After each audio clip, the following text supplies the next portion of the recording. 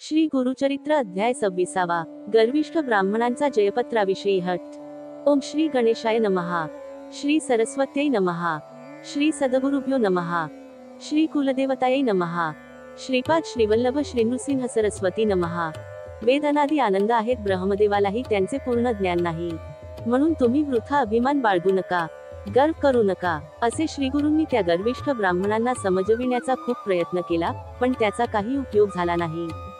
आम्ही 3 वेद जाणतो, असे ते गर्वाने पुन्हा पुन्हा बोलत होते.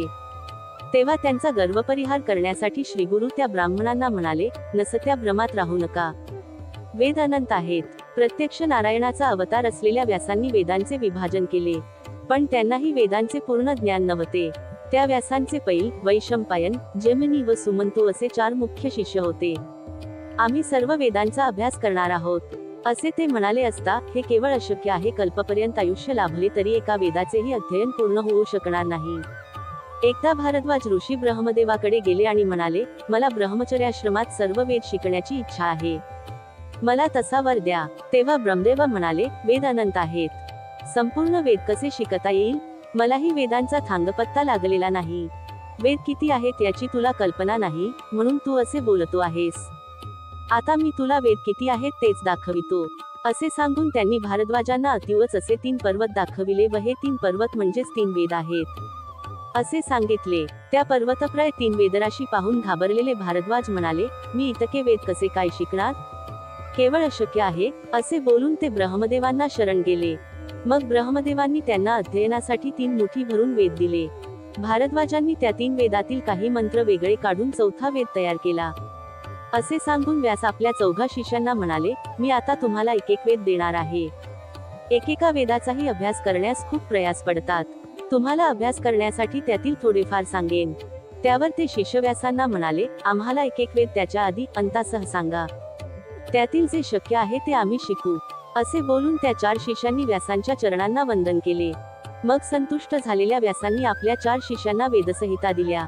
त्यांनी प्रथम पैल नावाच्या शिष्याला जवळ बोलावून त्याला ऋग्वेद दिला, वैशंपायनाला यजुर्वेद सांगितला, जैमिनीला सामवेद दिला व सुमंतूला अथर्व वेद संहिता दिली.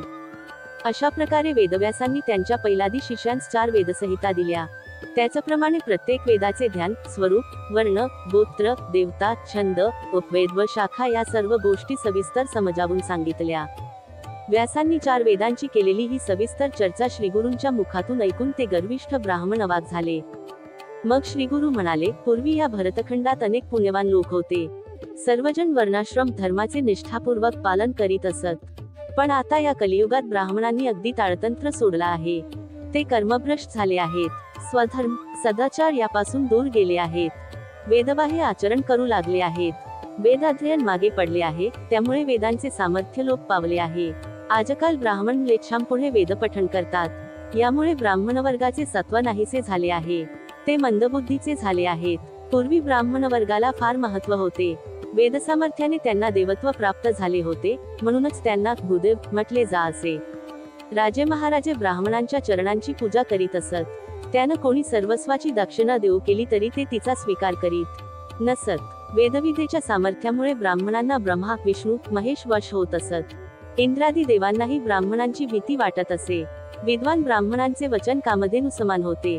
ते ब्राह्मण कल्पवृक्ष होते. त्यांच्या ठिकाणी एवढे सामर्थ्य होते की मनात आले तर ते पर्वतांना तृणाकार करू शकत असत व तृणाला पर्वताकार करू शकत. स्वतः भगवान विष्णू ब्राह्मणांना आपले दैवत मानून त्यांची पूजा करीत असे. म्हणूनच भागवत पुराणात भगवान म्हणतात, सर्व जग देवाच्या अधीन आहे, देव मंत्राच्या अधीन, मंत्र ब्राह्मणांच्या अधीन, म्हणून ब्राह्मण हे माझे दैवत आहे. पूर्वी ब्राह्मण वर्गाला असे महत्त्व होते, पण आता ब्राह्मण वेदमार्ग सोडून भलत्याच मार्गाने जात आहेत. त्यामुळे त्यांचे सत्व नष्ट झाले. ते हीन जातीची सेवा करू लागले आहेत. पैसे घेऊन वेद शिकवितात. वेदविद्येची त्यांनी विक्री सुरू केली आहे. जे हीनजातीपुढे वेद म्हणतात त्या मूर्खाचे तोंड सुद्धा पाहू नये. ते मृत्यूनंतर ब्रह्मराक्षसच होणार. हे ब्राह्मणांनो, अशा आहेत 4 वेदांच्या शाखा, असे आहेत त्यांचे भेद, असा आहे वेदविस्तार. वेद अनंत आहेत आणि तुम्ही म्हणता, आम्ही सर्व जाणतो. हे सर्व तुम्हाला माहीत होते का? नाही ना? मग स्वतःला चतुर्वेदी म्हणण्याचा मूर्खपणा कशासाठी करता? ब्राह्मणांचा क्षोभ ओढवून का घेता? तुम्ही स्वतःची स्तुती का करता? जयपत्रे कशाला दाखविता? त्रिविक्रम भारतीला जयपत्र कशाला मागत आहात? आले आहात तसे निघून जा. व्यर्थ गर्व करू नका, नाहीतर प्राणाला मुकाल. श्रीगुरूंनी त्या अहंकारी ब्राह्मणांना इतके सांगितले तरी पालथ्या घड्यावर पाणी. ते काही ऐकावयास तयार नव्हते. त्यांचे एकाच पालुपद, आम्हाला वेदाविषयी वादविवाद करावयाचा आहे, चर्चा करायची आहे. आम्ही जर वादविवाद केला नाही तर आम्ही हरलो असे लोक राजाला सांगतील. मग आमची प्रतिष्ठा काय राहणार? सिद्धयोगी नामधारकाला म्हणाले, त्या उन्मत्त ब्राह्मणांना आपले हिताहित समजत नव्हते, त्यामुळे त्यांनी आपल्या सर्वनाशाला निमंत्रण दिले असे मला वाटते. अशा रीतीने श्रीगुरुचरित्रामृतातील गर्विष्ठ ब्राह्मणांचा जयपत्राविषयी हट नावाचा अध्याय 26 समाप्त.